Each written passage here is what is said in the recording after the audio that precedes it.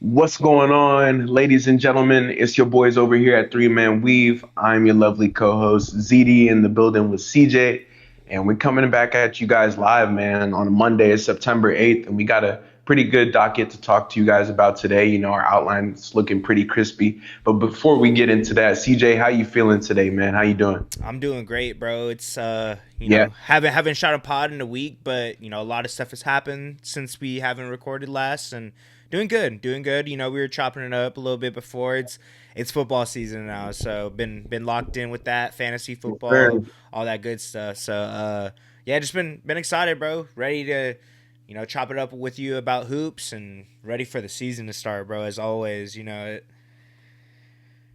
are you doing? Yeah. How are you doing? No, I was gonna say, man, like fantasy football aside, I think there's been a lot of stuff going on with the NBA. But yeah, bro, we haven't chopped it up in a little while. I'm feeling pretty good.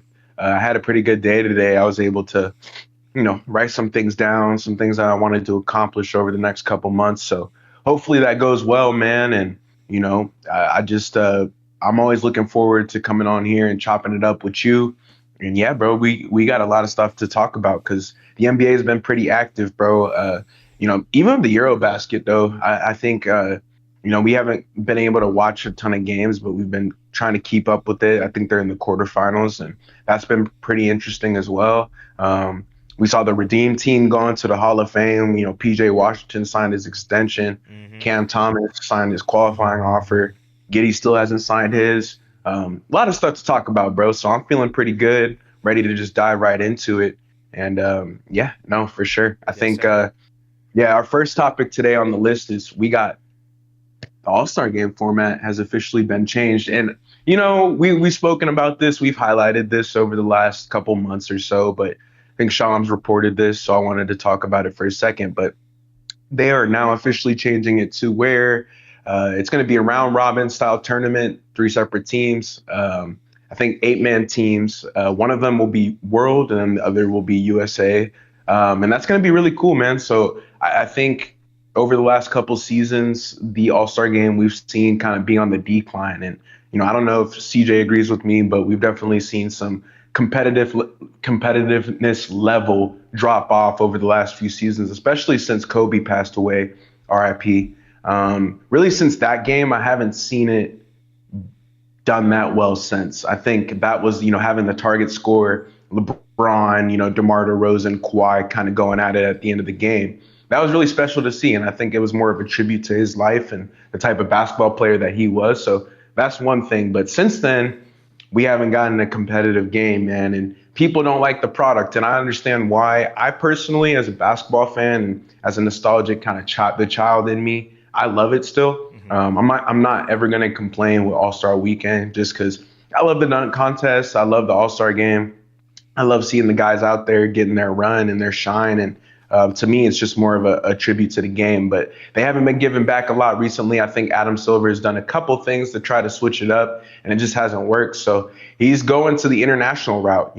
I think I wanted to touch on this a little bit, and this kind of includes the Eurobasket, but basketball is now a world thing, and we've seen a lot of international guys actually take over the league. Obviously, with Luka and Jokic being kind of the first generation from the European guys, but now with Wembanyama, even like people like Bankero, Mm-hmm. from Italy, right, or just other places in the world, we've seen basketball grow as a whole, and I think that's been really cool. I think the NBA has done a good job of seeing that. They have their academies in Africa. They're trying to expand their game, and I think this is one way to introduce basketball more to those different cultures out there. And I think with the All Star game being in Los Angeles as well, shout out Cali for sure. I think it's going to be a really good introduction to get this kind of style going. The round robin, 8-man teams, two different USA teams with the one world team. I think it's going to be cool, man. And I honestly think the world can end up, winning in this round robin style tournament. I think Shea, Jokic, Doncic, Wembanyama, like it's pretty scary, man. If you're, Yeah. if you're KD or LeBron or Curry, obviously we saw what they did in the Olympics, kind of with the Avengers and everything like that. So I don't want to give it to the international boys just yet, but yeah, I'm excited. I'm excited, man, for Yeah. sure. No, yeah, it's the thing that I love about Adam Silver is just the fact that he's always innovative and always changing stuff up and like responds very well to like the fans criticism, because I feel like Yeah, that's like, bro. you brought it up, you did like a great job of introing it and saying that the All-Star game in the a casual fan's perspective isn't the greatest. It's always boring. They're just shooting threes the whole time.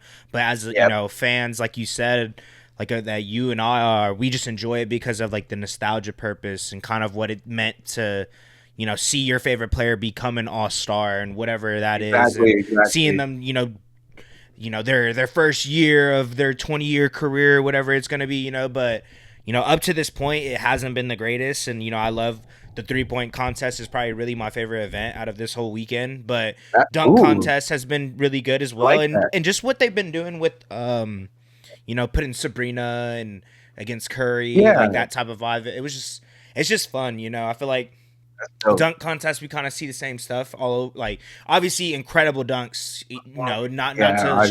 to throw shade or anything, but it's kind of hard to do stuff that's very innovative, that's people haven't seen before, especially nowadays with the internet and professional dunkers and stuff. But the fact that they're changing the game, bro, I think it is going to be a lot more competitive. Like you said, I'm excited to see the Jokic and Shays or the Lukas and whoever, anybody, bro, Markkinen or whoever, because I think Yeah. the cool thing with this too, it might kind of like skew who becomes an all-star or not, because there needs to be an international team, so that it's going to give the Josh Giddies of the worlds, or people that are like a rookie right now could potentially be an all-star just because they're balling out or something. So it's going to be interesting to see how that all goes about. And who, if they're, are they doing captains, is that how they're deciding the team? Or Yes. okay, so Yeah. it's going to be Yeah. two team captains and then it's a starting five and then three reserves for each team. Okay, so that's gonna be interesting, man. Like I said, I think it's just, for one, Got it. I like the change just because the fans have been saying that the All-Star game hasn't been competitive for really, like you said, since Kobe his one of his last All-Star games. And Yeah. That just kind of was. seeing Yeah. what it's become now, it's like, man, like how are we going to make the game more competitive? And I think a tournament is the best way to do that, because these are all those guys in the league, and it's hard for them to really get up and like try to play. And I feel like that's the cultural divide between what we loved about the All-Star game. Everyone was competitive. Jordan was going to be out there with Kobe, or LeBron and Melo are going to be out there regardless of how well they're doing. Yeah. Times have just changed, so it's kind of how can we make these players care a little bit more? And I feel like it's always, Exactly. we see it with we see it Without with the money. Jokic, we see it with Luka, and they're representing their countries. I feel like it's another way for them to do that, and with other people that aren't from the U.S. They're kind of making it to Exactly. where it's like, all right, kind of like a pride thing, like are international Giannis. players really better than U.S. Yep. players? So it's gonna be cool, like you said. It's like building up the It's gonna be storyline, dope. yeah, because it's gonna be like, damn, our international, like it literally, our international players better. Like the top. I think we talked about it before. The top three out of the five are international players right now in the league, we would say. So it's kind of Yeah, I think you know what? I think world captain gonna be Jokic or Giannis, and okay. then USA captain gonna be LeBron James, or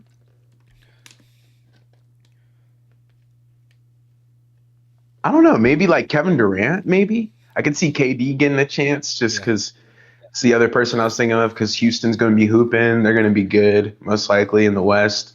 So it's gonna be interesting. it's gonna be fun, bro. And it's gonna be interesting too, because like It'll be Shea. it could all be like West captains. You know what I mean? Yeah, it Like could be. It could and be. it just be Yeah. like, damn, like the West is running stuff this year. Like, obviously, there's probably gonna be an Yeah, East there's going player, to be but Eastern Conference players for right, sure, but it's but like, the captains, I yeah, guess it's gonna be interesting, bro. I think I like it. I know a lot of people don't like change and they don't like switching it up, and I feel like up to this point, we've done the player drafts where it's a pool of players and whoever gets picked is the all-star. And I don't know. It just depends, like, how you look at it. I know people didn't like that at first, and then we switched over to what we did this past year, and they're like, "Oh, well, that was actually better." So I feel like it's a very you don't like it at the moment, and then when you look back at it, it's better than what we have now. So you kind of are very skewed. Exactly. So I don't know. Like you said it as well, and I feel like it's something that a lot of people should kind of go about stuff like this. Is just like kind of enjoy it for what it is. Like there's going to be moments, and there was cool moments this past All-Star game. I would say it wasn't the greatest, but it's obviously just the nostalgia effect of just All-Star weekend and just kind of the vibes, but as a game it was kind of a little like lackluster, I would say. Just kind of didn't live up to the hype of an All-Star game, and I feel like this is going to be a great way of kind of spicing it up a little bit. So shout out to Adam Silver, bro, always being innovative and always trying to help out the fans, make us enjoy the game more and really just expand the sport. And I feel like he's done a great job of doing that. So shout out to him. I think a couple guys played hard low key because they heard that it wasn't like it hadn't been competitive and it hadn't been good. Hadn't been a good product. But I think this season will definitely be changed because of the format. So we'll see. Yeah, we'll see, man. It'll be good, but kind of moving along. I think this offseason has been kind of quiet for some of the contract extensions. A lot of them got done during the year, which is, a thing in itself. I think kind of signaled to a lot of the teams that they knew who they were going with. You might have, I think Shea re-signed, I think Booker re-signed. There's been a couple guys, though. We've talked about them on this podcast for a while now, just because they haven't re-signed. This one dude we haven't spoke about yet, but I did want to bring up, Josh Giddey still hasn't re-signed. I don't think Kuminga's signed either. I'm pretty sure those guys are going to sign their qualifying offers. We saw Cam Thomas sign his. For those that don't know, a qualifying offer is essentially an offer that a team makes to a certain player for a certain amount of money that they feel like they're worth. It's not a contract extension, but it signals to the player that the team doesn't think that they're going to be able to negotiate a contract extension. So you don't really see it happen that much. I think the reason it's been happening a lot more this offseason in particular is because some of the players that have become those restricted free agents are actually pretty good. I would say Jonathan Kuminga, Cam Thomas with his, and then obviously, Josh Giddey. All three of those players were contributing at a high enough level to where I don't think their teams were necessarily prepared to offer them a higher number. And that's why you're seeing these contract negotiations fizzle out. I did want to bring up, though, that, I think it's been tough for teams to figure out the value of certain guys just in general. I would say more so than ever. And I think it's just a changing, growing way that the NBA has become and it's moving towards. I think guys on your bench can contribute a lot. Different starters can do different things. And it's been interesting to see, man, because I think some players are getting higher numbers than we expect. And then, some players might not even be getting a number that they expect, a lower number. So I think it's just been tough for teams to figure out the value of certain players, which makes it really interesting. But going into this contract extension, PJ Washington signed a 4-year, $90 million deal with the Dallas Mavericks. I mean, we've seen PJ come over from Charlotte and be an immediate impact player for them, especially against your Thunder. But just in general, man, he was averaging, I think like 14 a game last year, shooting 38% from deep. We've seen him grow into his prime, right? Being a good corner three shooter and being able to rebound pretty well and score the ball when needed. I think his role will change now that Cooper Flagg is their franchise centerpiece. But when he was playing with Luka Doncic, I think he showed you why he deserves this number. I think it'll be a good contract just based off the fact that if I'm looking at it right, I think it's descending as well. So, he won't be getting paid a ton, but I think it signals to PJ that the Mavericks value what he's brought over the last few years. And he's survived a lot, man. You have to remember the Mavericks have had a lot of key injuries, Kyrie Irving, Anthony Davis alike. And I think PJ Washington's been pretty durable as well. He's missed games from time to time, but he's played the majority of seasons for the last 3 years. So I think they're excited to have him there for the next couple of years. It's also a good trade piece. That's another reason why I think they did it too. Just in case they did have to get off of his contract, it wouldn't be too hard to move. So he got his contract extension, which is really cool. He wasn't going to be a restricted free agent. He wasn't in danger of getting a qualifying offer per se. But I think the Mavericks did wait until the last minute to put this offer out because they wanted to make sure that PJ Washington was a guy that they could have in their future. And I think this, clearly signals that he is. Yeah. No, yeah, I think it's a great, not even pickup because obviously he's on the team, but just kind of keeping him, the extension. I think it was great for them. I feel like he's a kind of like a type of forward that you want on your team. He could play defense at times, but he's really just out there, like you said, shoot the threes, get a rebound, and then play decent defense. And I feel like I've seen kind of the really him at his best. I feel like he always does really well against the Thunder. I would say he's the Thunder killer. You know what I mean? He always has moments where he's just knocking down threes, and tough and contested threes and whatnot. And I feel like, like you said, his role is definitely going to change since Cooper Flag is going to be there.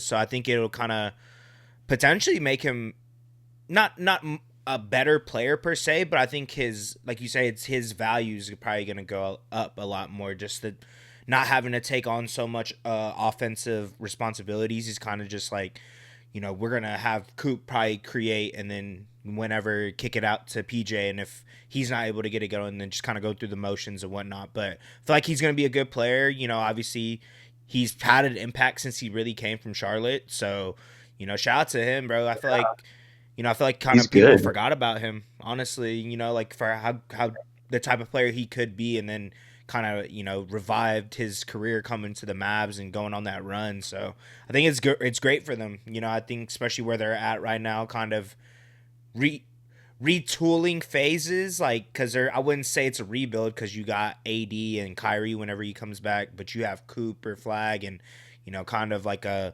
mix of like young and older guys. So it's going to be interesting, bro. I think PJ Washington is a perfect glue guy to keep in that locker room and just kind of play his role, and I think he's going to do a great job of it. So shout out to the Mavs, bro. Yeah, bro. Slowly making moves and making the Yeah, additions for a championship team. they're solid. I think they're trying to make sure that there's something when Cooper Flag and AD and Kyrie are healthy, right? If we look at their roster, we kind of went over their offseason files pretty early, but it gets pretty thin after those top three guys. And Cooper Flag has been, I'm excited for him. We'll have to see how he performs. I'm not going to say he's been great, but from what we've seen, he's been awesome. We know Anthony Davis and what he can bring, and Kyrie as well when he's out there. So kind of like you said, bro, just having PJ Washington be the glue guy and not having to ask too much of him on the offensive end is going to be really valuable. So shout out PJ, man. It's 4 years, 90 million. But yeah, a couple guys, man. The NBA, I think, is in a value crisis. That's why I brought that up earlier. I think it's been, like you said, people have forgot about certain players like this, or, like you mentioned this before we recorded, but Cam Thomas being the scorer on a championship team that could potentially make an All-NBA team if he was just on a championship roster, literally coming off the bench and scoring 20, 22 points, which would be crazy, but he plays for the Nets, so he's seen as a franchise guy, right? So it's very interesting, and I think the NBA is, moving forward, especially as the salary cap increases, the CBA continues to rise. They're going to have to look for some answers. I think they're going to have to find out how quickly guys can develop earlier, if that makes sense. We don't have 3 years to wait. You're going to see a lot more contract standoffs, just more arguments over what certain players can do. So I think that's really interesting. Yeah, the Hall of Fame chooses players, games, coaches to get inducted into their Hall of Fame each year. And the 2008 Redeem team actually got inducted into the Hall of Fame. So kind of crazy. ZD and I were talking about it. I saw over Twitter and on socials, Braun was putting on a Hall of Fame jacket and he's about to play this upcoming season. And it's like, damn, it's crazy to think that a player is in the Hall of Fame already. We already know LeBron's going to be in the Hall of Fame, but he's in the Hall of Fame and he's about to suit up for this upcoming season. So kind of crazy, but the league honored the 2008 Redeem team, and for everyone that doesn't know, was led by Kobe, LeBron, D Wade, CP, and Carmelo Anthony. Were officially inducted into the Naismith Memorial Basketball Hall of Fame. This squad earned its nickname by restoring U.S. basketball dominance after the disappointment of the 2004 Athens Olympics, where Team USA settled for bronze. In Beijing, the Redeem team stormed through the competition and secured gold by defeating Spain in a legendary final, widely considered one of the greatest Olympic games ever. Man, that was a crazy one because it was obviously Kobe against the Gasol brothers, and obviously Powell was on his team, and just how it we saw what him being on the team was, and Powell and their relationship, and then seeing kind of how the flip just switched whenever it came to playing for your country, and Kobe was like, no, you're not my friend, like right now, like we're enemies, you're on the other side, you're on the other team. So just that Mamba mentality, bro. I think it was a crazy time to really be watching basketball. I know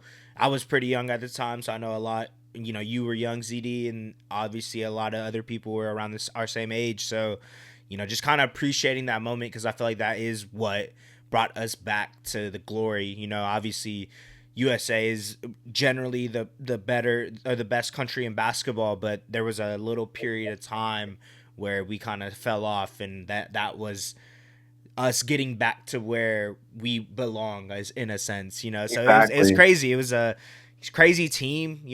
I said the main guys, but just kind of that whole roster was incredible. I think, was it Dwight on that team too? Chris Bosh. Yeah, there was a lot of great guys, man, and I think seeing this for me, we saw Dwight Howard go in there, so shout out him. Billy Donovan, Sue Bird, Maya Moore. We saw a lot of people go into the Hall of Fame, so shout out them. But yeah, the 2008 Redeem team just restoring basketball in a way. We saw USA, what they did with the Avengers recently. Steph Curry, LeBron James, Kevin Durant. I think it sort of resembles the 2008 team a little bit. I think you did a good job of talking about Kobe's impact, but man, LeBron James was running up and down the floor like a gazelle. Dwayne Wade was contributing at a high level. We saw Melo being one of the best scorers. Kevin Durant recently broke his record, right? So can't no longer say he's the top scorer in USA history. That belongs to KD, but he's a damn good scorer and probably the second best one we've ever had. So yeah, I think this team definitely restored basketball. You did a good job of explaining that Spain game. I think that tournament was really hard for them in general, though. Just in 2008, I think international basketball was starting to become something to behold. It wasn't, even back at that time, I don't think they got the respect they have now, right? But I think they were starting to come into their own, with the Gasol brothers, obviously. But I think, just watching them go into the Hall of Fame, we saw CP3 as well go in there. I think having some active players in the Hall of Fame is really cool to see, because we know that's not possible in today's NBA. I think you have to do something like this to be able to make it if you're still playing. So shout out CP3 and LeBron James for that. But yeah, it's crazy, man, because looking back on those memories, the game was completely different back then, and all those players played differently. Even LeBron James, right? Just the athleticism, seeing him dunk over people and catching lobs and doing all that stuff. And it was really cool to see him play with Dwayne Wade before he played with Dwayne Wade. So you can even go, the younger people, you probably didn't get a chance to watch it. Go back and watch some highlights, man. Type in 2008 USA Dream Team, and you'll, some good highlights will pop up, and you'll be able to watch and kind of get a better understanding of what type of team they were working with. But yeah, one of the most legendary teams that have come out of the USA. So shout out the 2008 Redeem team. I thought it was really cool to see them be inducted into the Hall of Fame. Mm-hmm. Yeah, no, Yeah, it's crazy. I was just looking up the roster because I low-key forgot who was all on it, but you said it: Chris Bosh, Darren Williams, Dwight Howard, Dwayne Wade, Jason Kidd, Kobe, LeBron, Michael Redd, and Tayshaun Prince. yeah, Prince. Yep. Yeah, so it's interesting group of guys, but we know that they got it done and they were able to bring home the gold, which is something CJ and I are proud about. Being from USA, I know it gets annoying, and but honestly, for the USA, it's kind of like everything goes out the window. Like you said a couple minutes ago, it don't matter. If you're not wearing that jersey, it's kind of like we gotta go at you. Like Kevin Durant had said it. Do you think that team chemistry gonna save you when you gotta guard Steph? Yeah, that dude, that little interview or excerpt that they have from that is legendary. It's dope for Legendary. sure. So I think that speaks to the USA camaraderie and the culture there. But yeah, man, that's gonna wrap it up for the Around the NBA section. I think, man, CJ, the offseason files, baby. We've been pumping out the offseason files for the people who don't know. We go through the three franchise players we think the team is building around. We go through their cap situation, their draft capital as well. Kind of go through their balance sheet a little bit, and then we go through the improvements that we know that they can make on the court and off the court. And I think we have Phoenix today. The Phoenix Suns. I think it's going to be an interesting one. They've cleaned up their balance sheet. We know what they've done with Bradley Beal and Kevin Durant, but yeah, they've moved in a different direction. They had the 10 overall pick, and I think in this past draft, which they ended up taking a pretty good player. So I'm excited to get into it, man. I think we gotta break it down for the folks, but starting with the number one player, man, you guys know who this is. I think Phoenix Suns fans have been blessed to have this player in their corner, but it's none other than Devin Booker, man. Devin Booker has been the franchise piece for the last almost decade now. Really, since he was able to get 70 in that Celtics game, I think everybody in the Suns organization knew that he was going to be special, reminiscent of Kobe Bryant and kind of the mid-range game and the mid-range work that he does. But yeah, getting 25 for your career is pretty special. We know Devin Booker became the all-time, I think the franchise leader in points for the Suns just recently, and he's proven himself. He was on that 2022 team that. 2022-2020, I think it was 2021 that went to the finals. Yeah, but he kind of proved himself in that playoff run. People weren't expecting him to necessarily rise to the occasion, but he kind of proved them wrong. And I think Matt Ishbia is the perfect owner for Devin Booker, signaling kind of their friendship and what he's done for the franchise before. I think he got a really big contract extension. I think he's now on like $145 million deal over the next 2 years. And I think that's the most expensive contract in NBA history. So it kind of goes to show you that, the Suns think very highly of Devin Booker. I think over the last couple seasons, he's kind of turned into a creator and been more of a secondary scorer to Kevin Durant. Now that I think this is his main squad, I think he's really going to take the reins and be the Devin Booker that we had seen kind of earlier in his career, kind of the pre-Kevin Durant Devin Booker, looking to hunt for 30 nightly, just being that elite scorer that we know he can be. I think he's been in the dark over the last couple seasons because he's had to deal with some people who don't necessarily fit on the roster. But Devin Booker's a special player, and we've seen what he can do. So I'm excited, man. I think he's going to have a really good year if he can stay healthy. I think the Suns are really happy to have him be their franchise player just because of his track record. He was an Olympic gold medalist this past couple of seasons as well. Just really, I think he's had a really good career, decorated career, and hopefully he can figure out a way to get back to the finals. And we'll talk about something in the end of the offseason file, but I think, I appreciate that he plays for the Suns, but they're kind of a tough team to play for right now. So hopefully Devin Booker gets his chance to sign. But yeah, that's the number one player that they're building around for sure. One of the most solid guards that we have in this league.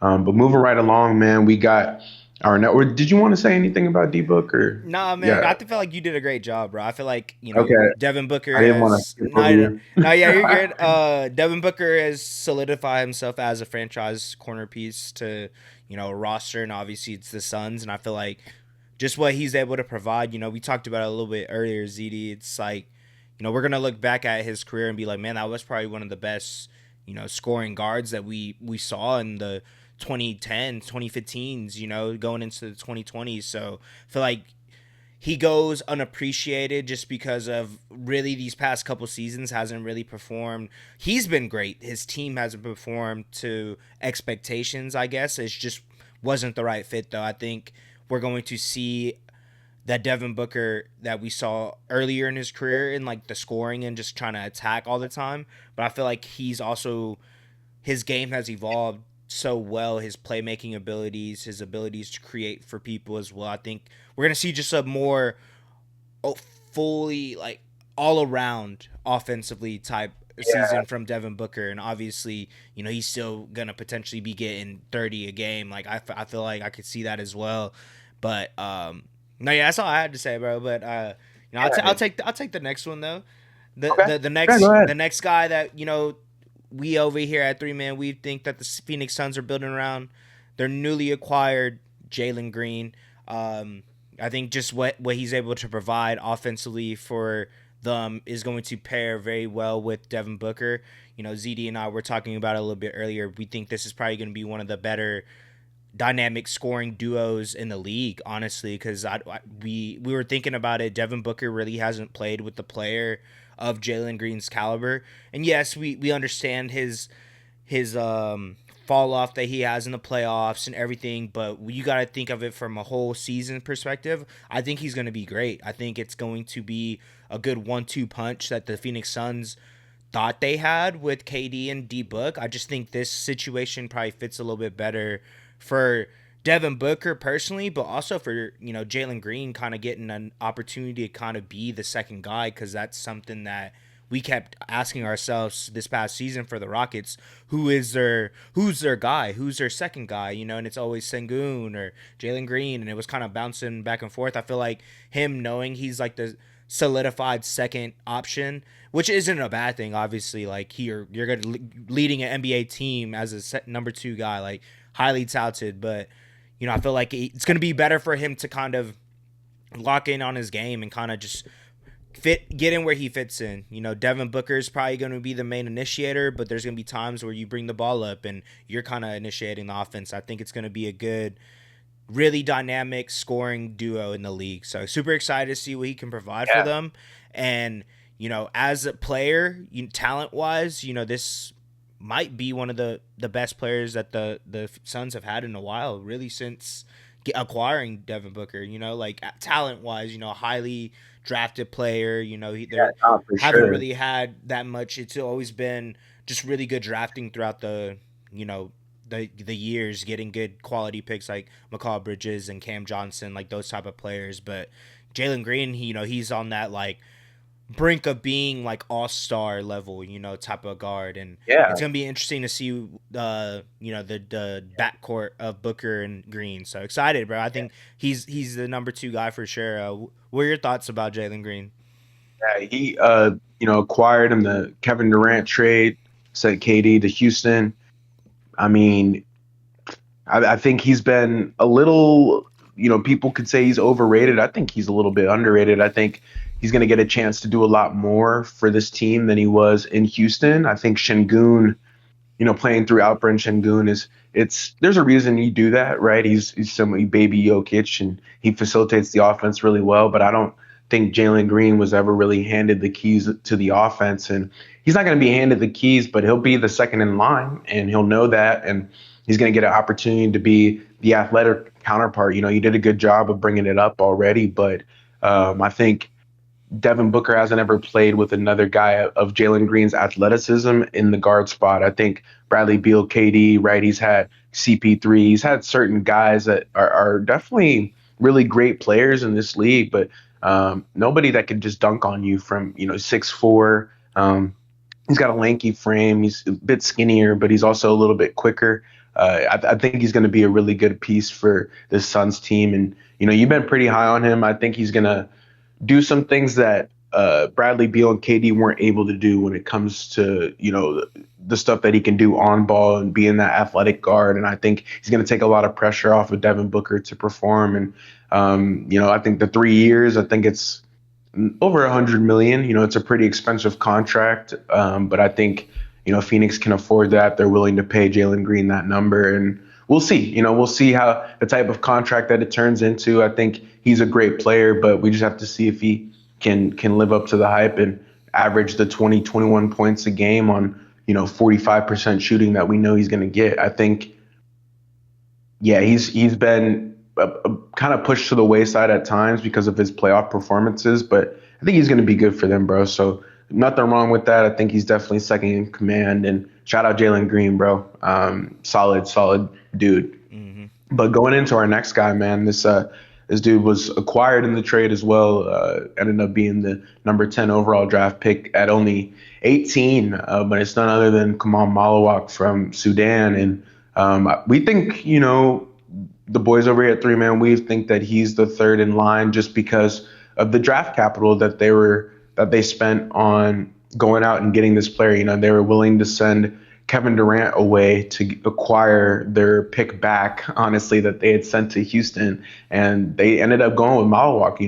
They had a center position, a weakness at the center position, and they needed that filled, and they felt like he was the best center available. And honestly, CJ and I felt like that as well. I think his defensive upside is the thing to be the most excited about. He's more of an offensive long-term project. He's at 7'2". He's got a really deep wingspan, a very lanky frame. He has to add some weight to him, but I think he's going to be a solid big man. And I think he's going to come out and play 25, 26 minutes a night. I think he's going to be in the running for Rookie of the Year. I don't think he'll win, but I think he'll be, if he can stay healthy, he'll average 2-3 blocks, 10 points, 8 rebounds, probably make an all-rookie team. And that's really exciting, man. I don't think the Suns have had a center that can, potentially produce at this capability in a long time. And, him and Mark Williams are going to be kind of their twin towers. And I think they saw what the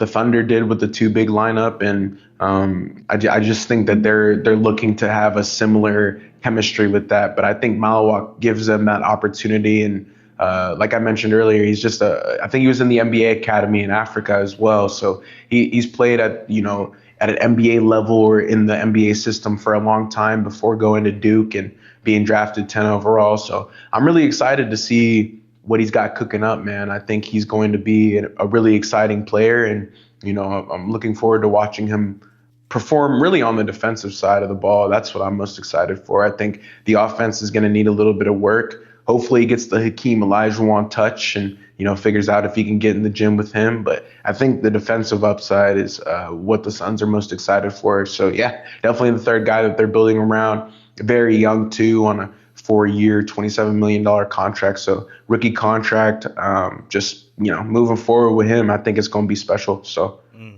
yeah, I just was going to agree on pretty much everything you said. I think the reason why we put him so high is just because of how young he is and kind of his potential. This could potentially be one of those guys that you're built like anchoring your defense around. He's very versatile, has all the measurables and kind of what he was able to do at Duke, kind of just locking down the paint. There's really no reason for us to think that's not going to translate to the league, especially as a big man. You're only going to get better because of how much smarter you get through the game, and your IQ of the game pretty much is just going to get better. So seeing what he was able to do just off of really measurables alone, he's going to be a project, but it's going to be something that can pay off for you in the long run. Having one of these type of guys being, holding down your paint, it's something you need in this league, and I think it's a great piece for the Suns to build their team around. Yeah, exactly, bro. And I just think that with him back there, he'll get an opportunity to showcase his skill. He's in one of the best spots out of all the rookies, honestly, to perform from the jump, just because of the situation that the Suns are in as well. So it's another reason why I feel like they're building around him too. Is just he's expected to play now, so that's a good thing. That's kind of what you want in your 18-year-old player. So I'm excited, bro. That's pretty solid. But Mm-hmm. you want to go into their cap room? I'll kind of explain their draft Yeah. situation. But Yeah, absolutely. So, the next segment that we do on off-season files is going to be diving deep into their cap and roster situations. So, the total active payroll for the Phoenix Suns is $164 million. The Suns are about $6 million away from the first apron. They are $18 million away from the second apron due to the Bradley Beal and Kevin Durant transactions. The Suns have the second most dead money on their roster, as they owe Bradley Beal $23 million through this year due to a buyout. yep. So yeah, it's a pretty interesting cap situation. They were able to skedaddle away from the aprons through those Bradley Beal and Kevin Durant transactions, like you mentioned. The Phoenix Suns were looking towards a dark, dark future. I think originally their roster before we got into the offseason file was going to be a lot different if Yeah. they kept those two players, and they had to make a decision on whether or not that was going to be worth it. Clearly, it wasn't. We've seen them, rearrange their balance sheet over the last, I would say, 3, 4, 5 months, right, and do a pretty good job of that. Now they've also acquired Dylan Brooks and a couple other pieces as well. We know they have Ryan Dunn on their roster and some younger guys that are on cheap contracts. We know Grayson Allen's still there, so they have some value on their team, and I think they've actually done a pretty good job of getting out of limbo there. So we appreciate that, but yeah, I think what scares me the most is this next part is their draft capital. I think they've unfortunately, going out and trying to get that big three, they had to make some hasty decisions with their future that's going to end up costing them. They don't own their pick through 2032. I think that was the year that I saw, and they owe picks, first round picks to Houston, Washington, Brooklyn, Philadelphia. They owe picks to everybody, and it's because of the aggressive nature that you said. I was going to bring it up. Matt Ishbia loves to spend, but he also loves to go all in and be aggressive with his balance sheet. And this is the danger that you run the risk of not owning your draft pick until the 2031 2032 season, and that's the only time that they'll also be able to trade their pick since they don't own it. There's a lot of different teams that have swap rights that can choose if they want to swap for the pick that the Suns have. And honestly, looking towards next season, they're most likely going to have a pretty high draft pick, so that pick's going to be given away. So they won't be able to really build through the draft, which is it's a red flag, and it would be more of a red flag if their balance sheet was unhealthy as well. I think the dead money is sketchy, but you got to do that to get off the Beal contract, and I think everything else is looking a lot cleaner. And we know Devin Booker's at the $72.5 million a year mark, which starts next season. I think that's a really high number, and we'll have to see if he can play into that value too. But they've been able to do some gymnastics around the apron, and it's saved them. But outside of that, I think their draft capital is something that they need to focus on somehow getting back. I think we have some suggestions on how to do that coming up here in a bit, but it's just currently right now, just not owning any of their picks, it's really tough to build through the draft. We saw them trade Kevin Durant away to get the number 10 pick, their original pick that they were going to have. So to give up an all-star caliber player just to get draft assets back is kind of shows you the risk that they have to take. And we're already kind of pointing at it, but unfortunately, it looks like if they want their picks back, they're going to have to trade a really valuable player, and that's going to be really difficult to do. But they've put themselves in this kind of predicament, and they'll have to figure out a way to skedaddle out of it. But I think the draft situation is something that hurts them way more than their balance sheet. I think a team that's in the second apron that owns all their picks is in a better spot than the Suns are, even with the Suns not being in the apron, just based off of the fact that they don't have their picks. They can't build through their draft. They can't tank, right? The Suns cannot afford to tank because they don't have the picks, and those picks will be given to somebody else. And it's never a good spot to be in whenever you're talking about a rebuilding roster. So I think looking kind of towards the future, I don't know what kind of maneuvers they'll be able to do to acquire those picks back. But yeah, I think it's an interesting spot to be. I'm excited to kind of hear what you think about that too. Yeah, no, it's interesting just because, like you said, they don't own their draft picks, so you're you're wanting to do good enough to not have that great of a draft pick, but at the same time, I don't think the roster. Well, not saying that I don't think the roster, but like as a whole, the roster doesn't really look like it's going to compete for a championship at this point. So it's kind of hard to Right. balance being having to develop your guys, but also you're not wanting to do bad, but at the same time you're having to construct a roster really through free agency. And like you brought it up, Ishbia is going to be willing to open up the checkbook, but who's going to want to come to Phoenix? I guess that's the main thing, and that's going to be that's how they're going to have to build their team, is through free agencies and maybe a trade. And we'll get in that Yeah. later, but yeah, no, that's kind of how I feel too. It's very, very interesting in seeing what they're going to be able to turn into this season. Expectations are pretty low right now, so we'll see. I don't think they're going Yeah. to be that bad, but I don't think they're going to be the greatest team in the West as Greatest well. Yeah, teammate. Yeah. They might have a, top 10 end yeah, of the lottery pick, and it's pretty valuable. But kind of going into some of the improvements that we know they can make on the court. We talked about these two players for a couple minutes as we went through the players that they're building around. But the Jalen Green, Devin Booker fit is the number one thing. I think that's their entire team right there. The fit around the players that they have that fit around those two guys, I think is, the Dylan Brookses, the Grayson Allens, the Mark Williams of the world. I think Devin Booker and Jalen Green need to be the focal point of the offense and really driving this team. And seeing how the players respond to that's going to be interesting. It's two guards. It's not a big and a guard, right? I think that pairing is going to be interesting as well. Kind of seeing, are they going to run five out? Are they going to do pick and roll with the guard? Who knows? I think, the Suns have some decisions to make with that, but ultimately the fit with Devin Booker and Jalen Green is going to be the most important thing on the court. I'm excited to see it. I don't have any notes on what that's going to look like, but I will say, we highlighted this before, but I think the athleticism Jalen Green is really going to help Devin Booker, because the way that Devin Booker scores is through the free throw line, through mid range, pretty good career 3-point shooter. I think Jalen Green is going to take some pressure off of him to do that as well.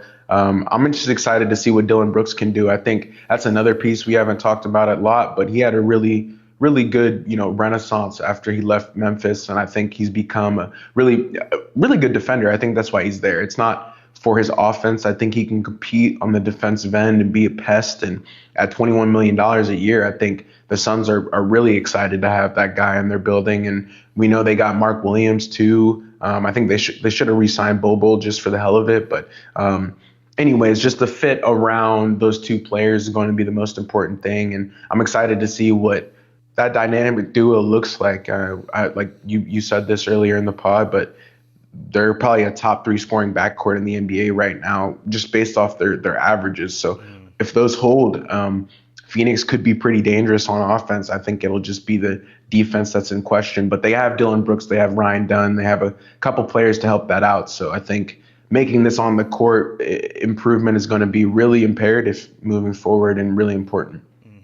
No, yeah, I agree, bro. I think it's, we brought it up earlier whenever, I was talking about Jalen Green, but it's going to be, that is the team. So it's going to be what can that turn into? I'm usually the type of guy, I'm not that fond of having your two best players be very ball dominant, but I think it's going to end up working out because the way Devin Booker has kind of developed his game into these past couple seasons, but he's also going to be the number one guy again. So he's going to be the main one with the ball, and it's going to be Jalen Green kind of probably playing off the dribble more and kind of getting in the shots or cutting back doors or whatever it is. Kind of like you said, like the athletic plays that he hasn't really played with that type of player. So it's going to be interesting, man. I think it's we said earlier, I think it's going to be one of the best scoring duos in the league, and as of right now, it is just by percentages, like you said. But kind of seeing what that turns into this upcoming season, I think it's going to be dangerous offensively, but like you said, defensively is really my question mark for them, and that's why you said they have Dylan Brooks and Ryan Dunn, and that's why they drafted Malawat. So it's gonna be dope. I'm excited, bro. I think kind of builds up my anticipation for the Suns a little bit, talking to you about them, because Yeah.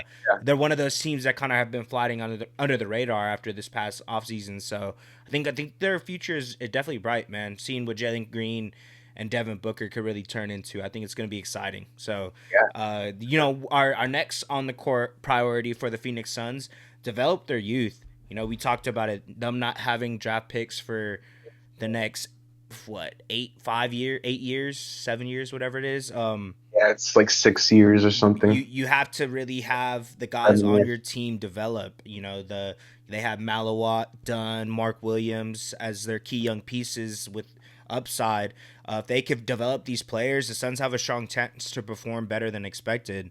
And I think it's going to rely heavily on Malawat and Ryan Dunn. Seeing what he kind of was able to develop into this past season, being one of their kind of really bright spots for not even I was just their gonna say not even I was gonna say defense, but not even that, just as a player. your I feel like entire he team. he really developed himself into rotational player, and if he could keep that up and develop maybe a 3-point shot, or just kind of get a little bit better on the defensive side. So it's gonna be relying heavily on the development of those guys, but I think it was hard for that team to really develop their youth when they relied so heavily on KD, On the Bill, veterans. and Yep, yeah. So I think it's going to be a better exactly. system for them to kind of establish themselves in, and having, yeah, you have Jalen Green and D Book, but those are guards, so they're kind of able to feed you the ball if they're creating for themselves, or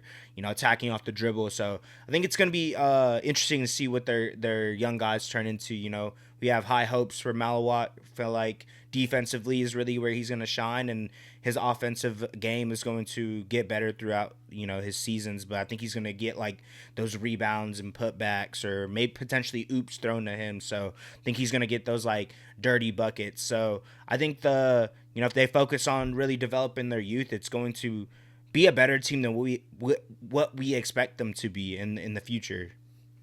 No, for sure. And yeah, it's tough. Like you did a really good job of highlighting that, but it's tough to build through your youth when you're so focused on guys who are two dudes who are over 30 and one dude who's coming into his main prime. And I think now that they don't have those draft picks, it's even more important, right?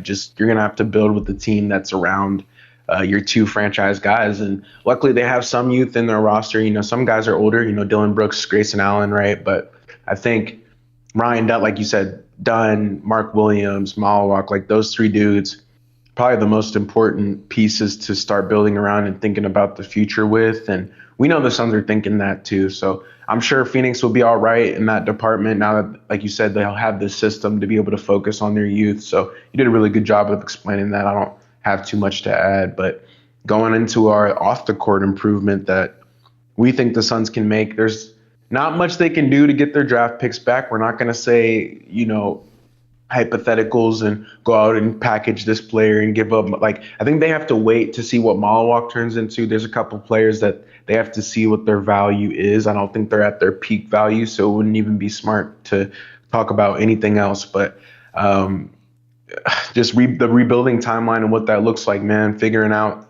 is Devin Booker going to be the franchise guy at 33 years old? And Ishbia's made it a bit tough to move off of that contract, but it's the only person they can trade at this point that would render them those picks back, or a haul of that nature. And that would give the Suns a lifeline that they didn't originally have. And at this point, it's seeming like they may have to do that, even if they don't want to, just based off of the position that they're in. They don't have anybody of insane trade value where they could get a first round pick, probably besides Malawak for. And that's, it's tough to do. It's unfortunate. It's kind of a tough situation to be in. But if you're looking to really reset and decide of what your team's going to be, especially if you're not going to the championship, it's one thing if you're competing and you're close and you just need one, minimum guy or one free agent to come to Phoenix to help you guys win a championship. But that's not the spot that the Suns are in. And so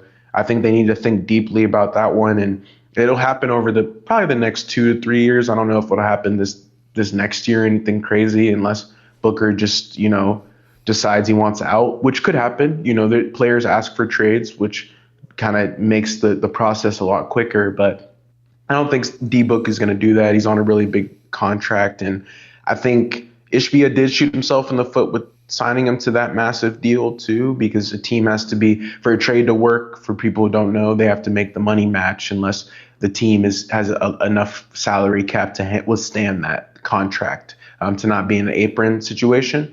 And so it's interesting. I don't foresee Phoenix doing this, but it is a possible way to get your draft picks back, and honestly, the only way at this point. There's not really. That's kind of why we brought it up, and it's on the outline. There's not really another feasible way to acquire the draft picks back that you sent out a couple seasons ago to get Kevin Durant and Bradley Beal, who are no longer on your roster, and you're paying the price for that. And the ultimate price would be trading away your franchise guy that you've had there for a decade, going on a decade plus. So I think it's got to be on the list as an offseason improvement they could make or decide to make.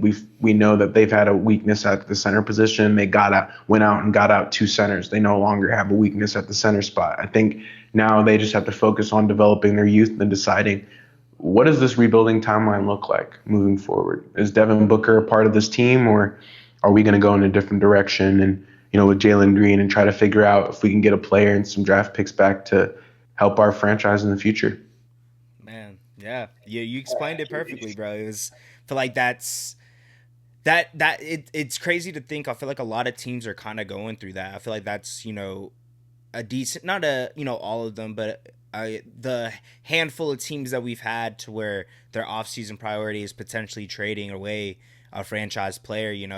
It definitely sucks to think about, but especially where a lot of these teams are, specifically Phoenix, like if this rebuild or retooling that you're kind of doing after the Bradley Beal and Kevin Durant acquisitions, if it doesn't turn out to anything, then it's a question that you have to ask, because like you said, is Devin Booker a superstar, a franchise corner piece at age 33, like you brought up? And I'm not saying that he won't be, but if it hasn't led up to anything at this point, it's kind of hard to justify keeping this going because of how hefty his contract is, and his value is only going to decrease from that point on. So you got to think about it. But if they want those picks, that's really their only trade piece, like you said, unless you're going to wait to see what your young guys turn into or what Jalen Green can turn into this season. But it's definitely an interesting situation that the Suns are in right now.